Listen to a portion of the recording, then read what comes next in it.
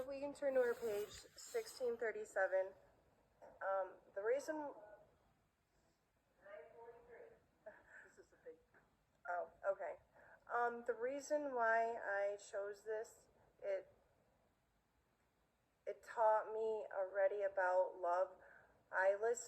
This was one of my favorite scriptures ever since I was my daughter's age. But this got me through a lot of hard times as well. If I speak in tongues of men or of angels, but do not have love, I am resounding, going, and clinging Campbell. If I have the gift of prophecy and can fathom all mysteries and all knowledge, and if I have the faith that can move mountains, but do not have love, I am nothing. If I give all poses to the poor and give over my body of hardship, then I may boast. But do not have love, I gain nothing. Love is patient. Love is kind. It does not envy. It does not boast. It is not proud. It does not dishonor others. It is not self-seeking. It is not easily angered. It keeps no record of wrongs. Love does not delight in evil, but rejoices with the truth. It always protects, always trusts, always hopes, and always perseveres. Love never fails. But where there are prophecies, there will be seas. Where there are tongues, there will be stilled. Where there is knowledge, it will pass away. For we know in part, and we prophesy in part.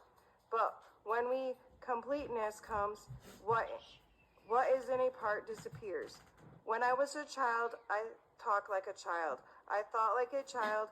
I became a man. I put the ways of childhood behind me, for now we see a reflection as in the mirror.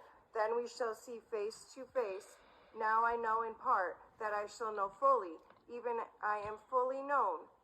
As these three remain, faith, hope, and love, but the greatest of these is love. To me, this passage represents everything that I wasn't. When I was in addiction, could you count on me? No. Was I faithful? Did I have love? Did I have honesty? Was I kind? No. So this just fits in exactly where it needs to be in my life now. My family has seen me through so much, but they are patient. They love me for who I was. Even when I didn't love myself, they taught me a lot about love.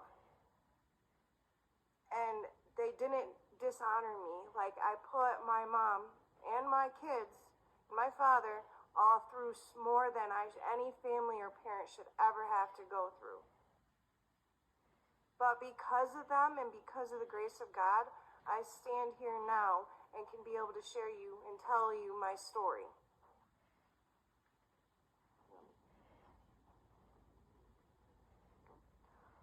So here's my story. I had this all written out. Like, it was totally a thing. But I'm just going to speak from my heart, and I'm going to speak with God's help today. So my name is Rebecca Sherwood. A lot of you may know me as a mother, a daughter, a sister, an ex-wife, but a lot of you also know me as an addict. So now I'm going to reintroduce myself as Rebecca Sherwood. I am a recovering addict. Addiction was never my choice. I was already an addict before I even picked up the first drink, before I picked up the first drug. And now I didn't have a choice then, but today I will tell you, by the grace of God, I have a choice. I can choose what path I need to follow, because of the knowledge and the wisdom that I have gained through recovery. So I started drinking at a young age, and I wasn't aware of this. My mom and my dad both told me, and I could have done things differently, but I got away from the drinking, and then I did pills when I was about 24 years old, because of a doctor, not being educated on what pills can truly do. So when that wasn't enough, I started doing cocaine at 28 years old. And that didn't just hurt me, it hurt my 3 kids, my family. People don't understand how can people just get addicted to things. It's not that easy. It's not even easy to understand it. But addiction just, it will swipe you right out of the blue. There's nothing that can put a warning sign saying, you're going to be addicted to alcohol, you're going to be addicted to drugs. But knowing your generation, history after history, that does play a part in it. And dealing with hurt, dealing with the pain, instead of hiding it and numbing it. Because that's what happened. Me hiding my pain and thinking that I had to be perfect, putting on this something that I wasn't, weighed on me. So then after doing coke for about years, losing my 3 beautiful babies, that didn't stop me. I decided to go and move to a town, Elmira. Do you think that did any good? No. I put myself in choices that I thought was okay, that I thought that I could deal with. But at the end of the day, those situations it didn't help me because I wasn't helping myself. I did crack for 7 years. And I know that people don't like to talk about it or people don't want to hear about it. But we need to push the issue. We need to tell the truth. We need to speak about it because it is the thing. It's a big thing. I smoked crack for 7 years. I died 4 times in the last year. It didn't matter. I went months without talking to my children, thinking it was just a day. This drug had control over every aspect of my life. Who I was, where I went, how I talked, how I thought, how I loved. It was my best friend. And at the end of the day, facing jails, institutions, prisons, all that, it still didn't matter. I didn't like you because I didn't like myself. I thought I could do whatever to you because I could. And I didn't care. I didn't care about myself, so why would I care about you guys? I didn't even care about my children. I didn't care about my mom. I didn't care about my dad. I missed 7 years of my children's life because of a drug that I chose to do when I was 24, 28 years old. But then it controlled me. Everybody's like, why can't you stop? Because I gave up that right. That had every control over me. Crashed my car multiple times. People just left me for dead. I got Narcan 3 times, was dead for 6 minutes. God was with me. And you guys can say I'm crazy or whatever. I seen a white, loving light. And I felt the most peace and love and happiness, and all my hurt was gone. And a voice saying it wasn't my time. Trust me, it wasn't, because I died 3 times later. I mean, that's just the line of it. But even God couldn't stop me. Not at that point, because I was not ready. I wanted the life I lived. I loved the fast life. Loved selling, loved using. But really, did I? Because I wasn't living. I was in a despair. I was stuck. And I couldn't see the way out. What changed? Spending 2 weeks in jail. It wasn't the first time. But it was the last time. I was walking down the street. One of my best friends from Elmira put me in front of a mirror, told me to look at myself. Someone who I truly love dearly was standing next to me in that. And I couldn't. I dropped to my knees. And I said, I need help. God knew what he was doing. When he put my butt in jail for 2 weeks, I detoxed for 2 weeks in jail. It was the worst but best feeling in the world because it was the end but the beginning of my life. I went to that judge and I asked him, I said, I need rehab. I don't need short term. I need long term.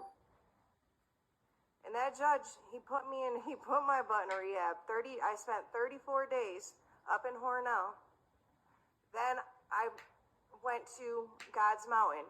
Well, when I was in rehab, they told me at Hornell, I'm not going to go to Serenity Mountain, God's Mountain. I said, by the grace of God, yes, I am. They said to me, if you can pull this off, then, I did, because you know why? I prayed every day when I was in that rehab to take me to Serenity Mountain. For some reason, I just had a passion to go there. And it was because God knew that's where I needed to be. The first day I got to Serenity Mountain, where I lived for 3 months, the first night I got there, I sat out on a mountaintop crying. It wasn't a hurt cry. It was a wonderful, I'm at peace, almost like I felt when I was dead for 6 minutes. Those little moments you will never be able to get back, and nobody can take them from me. But I was truly at peace, and I knew I was exactly where I needed to be. I didn't know how anything else was going to happen, but I wasn't supposed to know. I'm almost 7 months sober to this day because of God. I'm living home with my family after 19 years because of God, because I chose to follow God, because I chose to live and I chose to have recovery. I choose to be a mother. I choose to be a daughter. I choose to be a friend that a friend should have. I choose to be a child of God to this day. My faith in God is stronger now than it ever was. And everything that I've went through and been through is because I needed to. So I can speak to you guys today. I've all shown you what addiction looks like. Facts. But I'm showing you a living proof of what recovery truly is.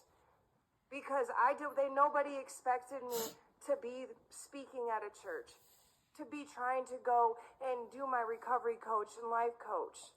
I didn't even expect it. If you had told me this almost 7 months ago, I would have told you y'all were crazy. There was no way, because like I said, I lived and breathed crack. I lived and breathed pills. That was my way of life. But now, this Bible, my mom, my faith, my children, my father, the people that I love, the man that stands beside me, day in and day out, that is what I choose. And this is what makes my life living. True, pure happiness. Not having to wake up every day realizing I need something to control me. No, because you know what controls me? My daily meditation reading, my Bible. Because when I'm at a place where I don't understand where I am, I turn to God. I turn to my mom. I turn to my dad. I turn to just seeing my children's face. Because now where I am is a way better life than I could ever imagine. This is what happiness, this is what recovery looks like. So by the grace of God, I am here, and I am strong, and I am confident, and I am loving, and I am patient. Because God knows I was not patient. I wanted it, what I wanted, queen baby syndrome. I wanted what I wanted when I wanted, and you couldn't tell me nothing. And that was the thing. I never wanted to be corrected. I never was open to change. And a lot of us aren't open to change. When somebody tries to tell us something, we stray. Yeah, don't get away from me. But now in recovery has taught me, if you're going to tell me something, I need to take that self-inventory. And I need to be like, how am I acting?